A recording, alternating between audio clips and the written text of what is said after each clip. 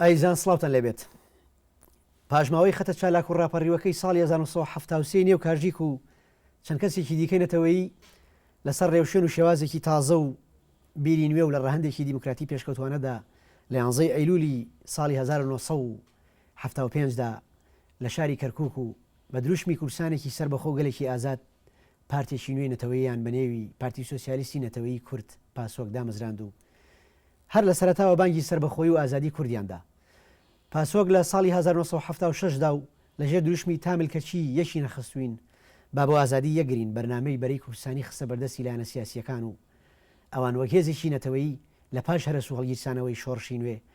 هەستیان بە مەترسی و قۆڕەخکاری سیاسی و پارتی پێشڕە و پاوانخوازیە کرد، بۆیە بە ئاشکرا و بەجددی داوای دروستکردنی بەرەیەکی یەکگرتوویان دەکرد، چونکە پێیان وابوو هیچ ڕێکخراوێکی سیاسی و هیچ بیر و ئاراستەیەکی فکری بەتەنها تا ئێستا و بەکردار نەیتوانیەوە بێتە پێشڕەوی سیاسی و فکری کورد، بەڵکو هەریەکە لای خۆیەوە خزمەتێکی بە میلەت کردو و لە هەمان کاتیشدا زیانی پێگەیاندوو. بەڕێزان بۆ قسەکردن لەسەر دروشم و بانگەشەکانی پاسۆک و هۆکاری جیابوونەوەیان لە کاژیک و جیاوازی شێوازی کاری سیاسی نێوانیان و کێشەنێوخۆیەکانی ئەم پارتە و پەیوەندیان بە پارتە چەپ و کۆمونیستەکان و لایەنەکانی دیکە و شەڕ و ملانیەکانی نێوانیان و ئەو قۆناغە جیاوازانەی تیان پەڕاند تا ساتەوەختی توانەوەیان لە نێو پارتیدا لە ئەڵقەی دۆم و کۆتایی دیدارەکەماندا بەردەوامین و درێژە دەدەین بە گفتوگۆ لەگەڵ زۆر بەڕێز کاک فەرهاد عەبدولحەمید ئەندامی سەرکردایەتی پاسۆک و ئەندامی لقی سلێمانی کاژیک. دووبارە بەخێر بێتەوە بۆ بەرنامەی ڕووداو مێژوو خۆشحاڵین. دروستبوونی پاسۆک، بیرۆکەی دروستبوونی پاسۆکە وەک هێزێکی تری نەتەوەیی کە لە پاژماوەی کاژیک چۆن هاتەکایەوەیە خۆ چییە بوونەوانی کە سەرکردایەتی و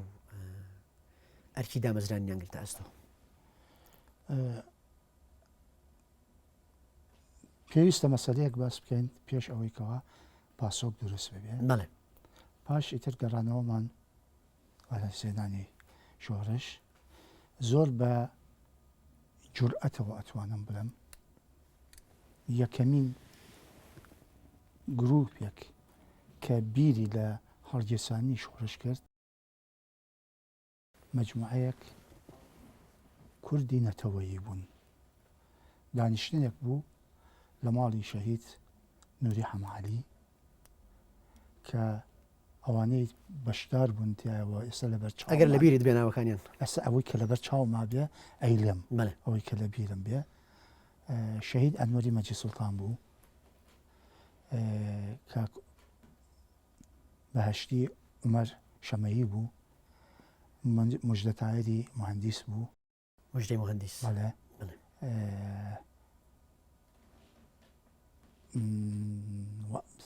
ملازم محەممەد شەوقی بوو و منیش لە خزمەتیان نابووم. باس لەوە کرا کە وەزع بە شێوەیەکە ئیتر تەحملی ئەو ئیهانەتانە ناکرێت.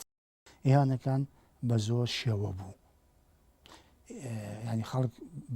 بەهین بە زاهر وایە نەزانی حکوومەت ئیتر لەگەڵ هەموو کووردا باشە بێت ومانە بەعکسەوە و یەکێک لە بڵێن شانسەکانی کورد ئەوەیە هەمیشە دوژمنەکانمان گێلن، هیچ وەختێ نایەن مەسائلێک باس بکەن کە کورد بۆ لای خۆیان ڕاکە. ئێستاش هەروایە، ئێستا کە دانیشتوین وەزع لە بەغا ئەو ناخۆشیە کە لە بینی هەرێم و حکوومەتی بەغا و سەرکردایەتەکان هەیە، هەر ئەو حاڵەتەی هەیە، هەر ئەم حاڵەتە ئەبێتە هۆی ئەوەی کەوا کورد یەک بگرێ و یەکی گرتووە. ئێستا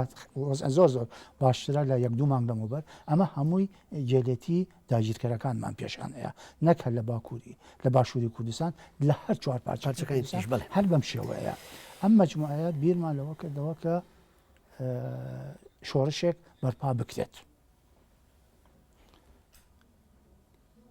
مدەتێکی زۆر کەمی بەسەراچوو یەکێک لە برادەرەکانمان ملازم ئەنوەر خەبەری هێنا وتی گروپێکیکە هەن مارکسین، ئەوانیش بیریان لەوە کردوێتەوە و حەز ئەکەن ئینمان هەبێ بەیەکەوە، پەیوەندیمان هەبێ. معلوم بوو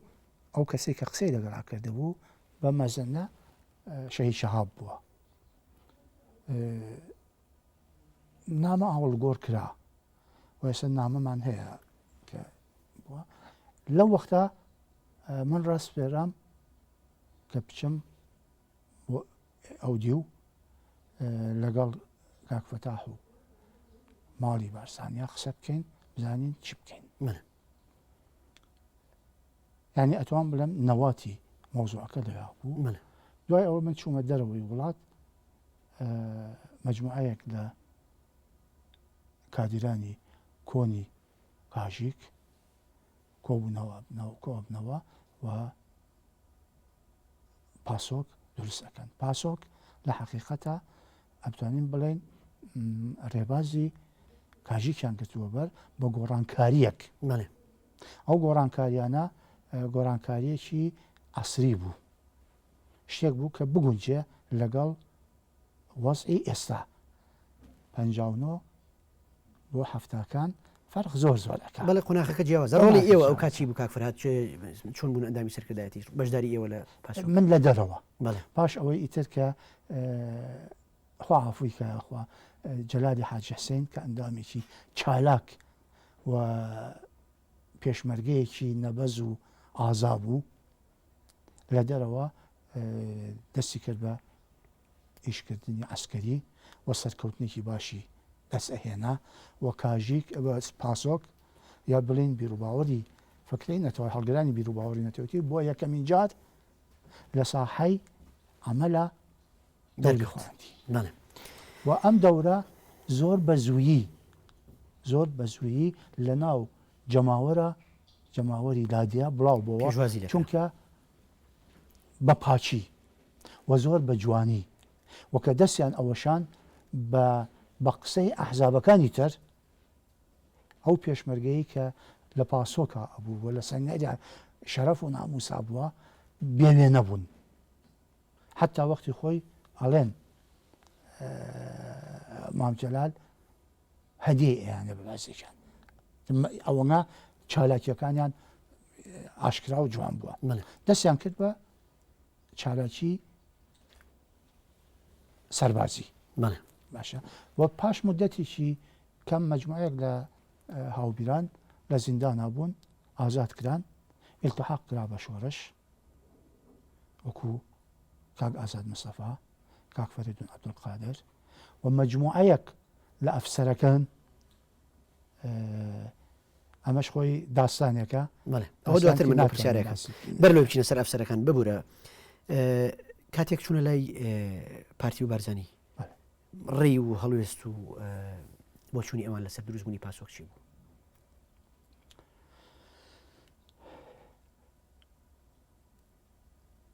مەسەلەیەک هەیە ناچارم بیلم پێم خۆشە باسی بکەین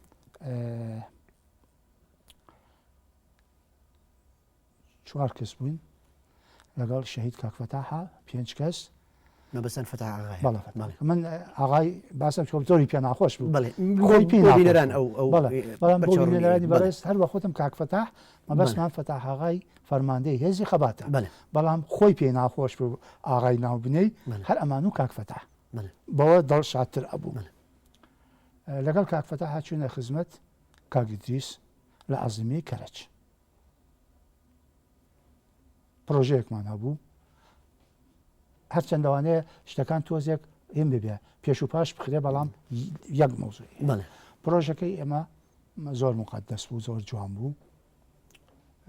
دوو مەسئلەمان هەبوو کە لەگەڵ کاک ئیدریسا قسە بکەین یەکێکیان ئەوەی زۆر بە سەراحەت حەزمانە کرد کاک ئیدریس بێتە برا گەورەمان چونکە هەمومان ئەمانزانی کوردێکی نەتەوەییە و ئەتوانێ جێگەی باوکی بگرێتەوە چوونە خزمەتی بازێک مەسائل هەبوو هەموویمان باس کرد ئەوەی کە دەربارەی ببێتە برا گەورەمان زۆر بە سەراحەت وتی ئاخر مەسعود برامە ئەمە بۆیە ناڵم کاک مەسعود چونکە ئەو وتی مەسعود تی مەسعود برامە ئێمە لە وەڵامە ئازمان کرد وتمان ئێمە دژایەتی کاک مەسعود ناکەین دژایەتی پارتیش ناکەین بەڵام تۆ وەکو برا گەورەیەک کە ئەتوانی ڕۆڵێکی گەورە لە جوڵانەوەی نەتەوەیی ببینی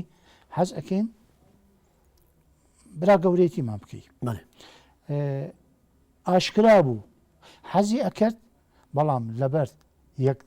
نەترازانی یەکێتی خانەوادەگی خۆیان کە زۆری لامە بەس بوو ئەمەی قبول نەکرد بەڵام ئێمە پرۆژەکەمان بۆ باس کرد پرۆژەیەکمان هەبوو بۆ گرتنی کۆنگرەیەکی نەتەوەیی لە کوردستانە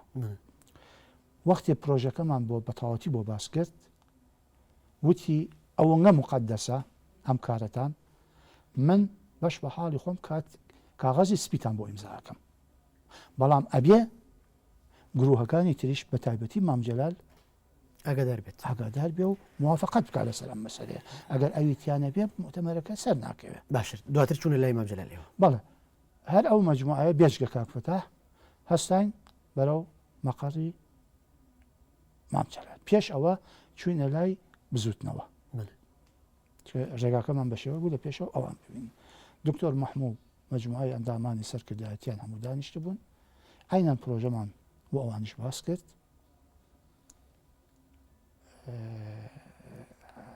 حەز ناکەم سوێن بخۆم بەڵام حەزەکەم باوەڕ بکەن بۆی ماوە دکتۆر مەحموود زینووە زۆر بەسەراحەت عینەن ڕستەکەی کاگدیسی وتی کاغەزی سپیتان بۆ ئیمزاکەن پێشمەرگەیەکی نرد بۆ مەقەڕی مامجەلال کە ئێمە بۆ نیوەڕۆ ئەچینایوێ چینە خزمەت مامجەلال هەندامانی سەرکردایەتی و مەکتەبی سیاسی تیا بوو خۆشی کە هات بۆ لامان دەستی منی کرد دۆشەکێ دانرا بوو لەسەر دۆشەکە دانیشتین ئێمەش مۆزوعەکەمان بۆشی کردەوە کە ئەمانەیە مؤتەمەرێ بگرین کۆنگرێ بگرین پێک بێت لە هەموو ئەحزاب کوردیەکان زائیدەن هەموو کوردێکی ناودار و کە دڵسۆزە بۆ کورد زائیدەن دوو قووەت لە ڕۆژهەڵاتی کوردستان کە یەکێکیان مامۆستا شێعزەدین حسێنی بوو یەکێکیان حیزبی دیموکراتی کوردستان ئەمانەش لە کۆنگرەکە وەکو شاهێد ئامادە بن یعنی دەوریان ئەوە بێ کە ئەگەر بەم چاودێک ئەگەر سبەینێ بڕیار هیچمان کرد تەوافق هەموو کرا هەر کەسێک لایە ئەمانە فەسحیان کەن وەکو چاودێر بەداخەوە دوای ئەوەی هەموو مەسائلەکانمان باس کرد بە پێچەوانەی بیری کاگدیس و کاک دکتۆر مەحموود مامجەلال جملەیەکی وت ئێستاش لە گوێچکەمە ئەزرێتەوە وتی فڵان کەس دوژمنی سەرەکی کورد نە ئێرانە نە عێراقە نە تورکیا نە سووریایە نە ئەمریکایە نە ئینگلیزە نە ئەڵمانە نە فەڕەنسەیە دوژمنی سەرەکی کورد ماڵی بارزانیە و هەر کەسێک لەگەڵ ماڵی بارزانێت دابنیشێ ئێمە بە دوژمنی ئەزانین و ئەمە استراتیجیەتە تاکتیک نییە ئەمە چونکە ئەم دانیشتە بۆ تاریخە و ئەم مۆزوعە احتیمالی هەیە هەر من ماوەم کە بە زینوێتی کە ئاگاداری ئەم مەسئلەیە بم ئەوانی تر زۆربیان شەهید بوون یا مردوون بەڵام ئەمە لێرە وەکو ڕخنەیەک لەناو قەوسە ئەڵێم نازانم مانگە یا دوو مانگ دوای ئەوە ئەم ڕەفسەنجانیە سەرۆکی هیم بوو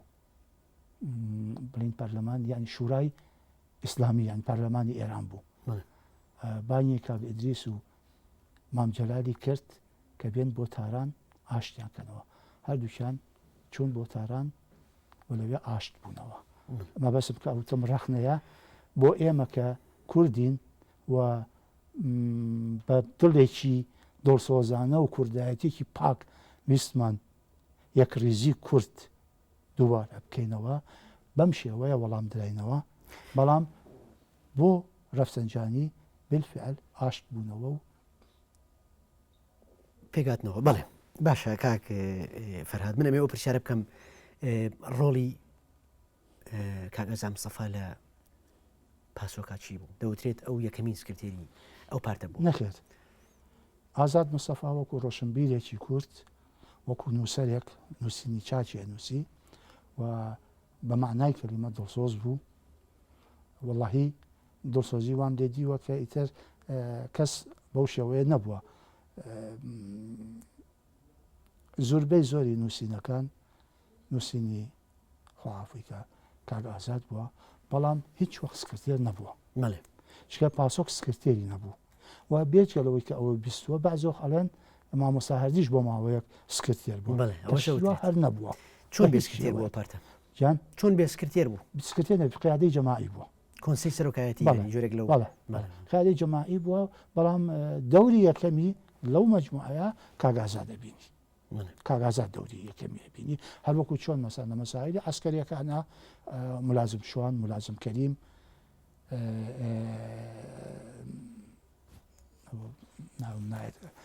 ناوەکەیم بیستەوە مەجموعەیەک لە ئەفسەرەکان دەوری سەربازیان زیاترەتی باشە وترێم لازمانە شێرکۆی هەژار و کاک فەرهاد عەبدولحەمید هێنانیانە ناو سیاسی و بۆ دەرەوە ئەمە ئیتر ئەبێ باسی بکەم چونکە ئەتوان بڵم کەس نازانێ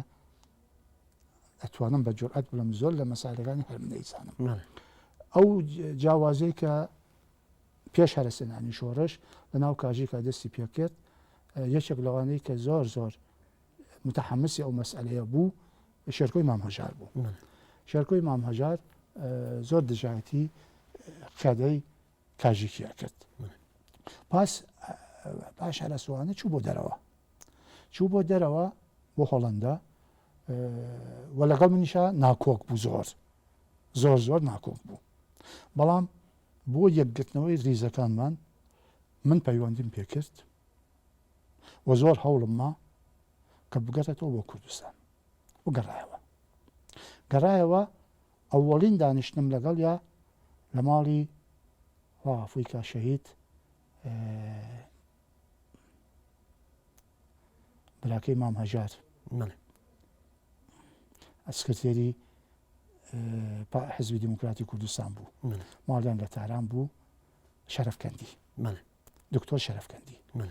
ئەوەڵین دانیشتم لەگەڵدا لە ماڵی دکتۆر شەرەفکەندی بوو مەبەستان سەعیدی شەرەفکەندی وە لەوێ ئاشتبوونەوەیکی فکری و ئینسانی و هەرچێکی لەناو ئەنەی بەبینی من و ئەوە دروست بوو و هێنام بۆ کەرەج لەگەڵ کاک فەتاح و مامۆستا هەردی ڕەحمەتیە دانیشتنیشی زۆرمان کرد و اتفاقاتێکی باشمان کرد کە بڕیار درا لەوێ من و ئەو بە شێوەیەکی زۆر نهێنی بچین بۆ سلێمانی و داوا لە هاوبیران بکەین کە بە تایبەتی ئەفسەرەکان کە ئیلتحاق بکەن بە شۆڕش ئێمە بە شێوەیەکی زۆر نهێنی لەگەڵ پێشمەرگەیەکی ترە خواافوی کاک دەروێش شەهید بوو چوین بۆ سلێمانی لەوێ دابەزینمان لە ماڵی خواافوی کاک عومەر شەمەعی بوو دوایی لە ماڵی کاک موژدە تاهیر گیساینەوە و چاومان بە زۆر لە ئەندامانی بڵین کادرە پێشکەوتوەکان کەوت وەکو شەهید نووری حەمەعالی عەبدوڵڵا عەزیز ئاگرین ئەفسەرەکانیش حەمەد شەوقی و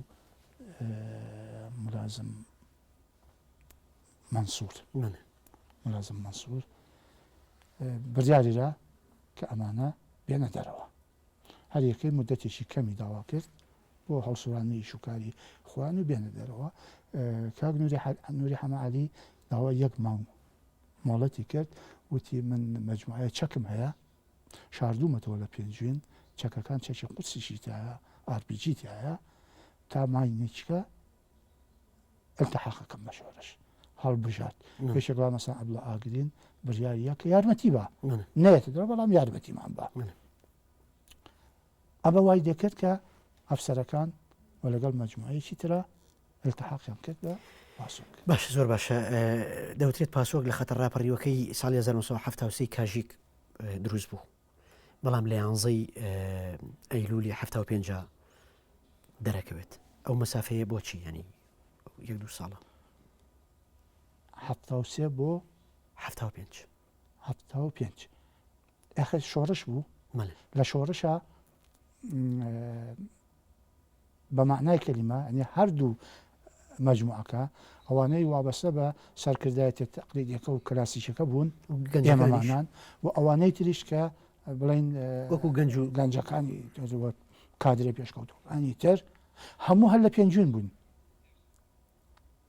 هەموو هەر لە پێنجون بوون بێ ئەوەی هیچ مشکلەیەکمان هەبێ هیچ مشکلەیەکمان نەبوو ئەو مەسافەیە زۆربەی زۆری لە شۆڕشا بوو مەسئلەی شۆڕش بوو و دوای ئەوەی کە گەڕاینەوە بە مودەتێکی زۆر کەم نزیک بووینەوە لە یەک نزیک بووینەوە تا ئەوەی کەەوە وەکو حزب دامەزرا ئەو وەختی کە وەکو حزب دازان من لە دەروی وڵات بوو منیتیان نەبووم بەڵام وەختێک کاک جەلال التحاقی کرد بە شۆڕش چووە ناو شۆڕشەوە ئەوەڵین مەفرەجەکە دەستی پێ کرد من لەگەڵیا بووم باش ئەو دەمە ئەوترێت برادرانی پاسۆک خۆیان بە ڕێکخراوێکی نەتەوەیی هاوچەرخ لە خەڵمداوە و ڕخنەی توندیان لە سەرکردایەتی کاژی کرد و ڕخنەی ئەوان لەو کاتاچی بوو یا با بڵێم جیاوازی فکری نێوان پاسۆک نەفکر وەکو استراتیژ و کاری سیاسی چی بوو لەگەڵ کاژی جیاوازی فکری نییە نە استراتیژ و کاری سیاسی مەبەستم تەنیا شێوەی کار بوو بەڵێ ئەو مەجموعە کادرانەی کەوا لە کاژێک جیابوونەوە گەورەترین هۆی ئەوە بوو کە ئەو حرەکەتە کیسەڵ ڕەوێی قیادەی کاژیشان بەدڵ نەبوو دەڵێن سەرکردایەتەکەی زۆر خەمسارد بۆ تێکەڵی خەڵک نایبوون نانەتوانین جەماوەڕ کۆ بکەنەوە لە ئەمە ڕاستە ئەمە زۆر بەسەراحەت لەو کۆبوونەوە فراوانەی نەغەدا من ئەم ڕخنەیەم گرت ڕخنەکە چۆن بوو وەختی حەقایقەکانم باس کرد مامۆستا هەردی خوای لە خۆش پێ ڕووی تێکردم وتی فڵان کەس نازانم تۆ لەگەڵ ئێمەی یا لەگەڵ ئەوانی چکە من حەقیقەتەکانم باسە کرد خۆ بە شانوباڵی کەسە نەهاتوومەتە خوارەوە وتم مامۆستا نە لەگەڵ کیسەڵ ڕەوی ئێوەم و نە لەگەڵ قەڵەمبازی کەروێشکانەی ئەوانم کیسەڵ ڕەوەکەی ئێوە بەم وەز ئەمان ئەبا چوار کەسولە تێبین قەڵەمبازەکەی ئەوان بەرەو هەڵگێرمان ئەبا ئێمە ئەمانەوێ شتێکی تازە لە سەرکردایەتی دەست پێ بکە و جموجۆڵێکی تازە بێت و ئەمە بۆ خۆی ئەوەی کەوە یەکێک لە بڕیارەکانی ئەو دانیشتە فراوانە ئەوە بوو کە لقێکی تازە لە بۆ سلێمانی دروست بکرێ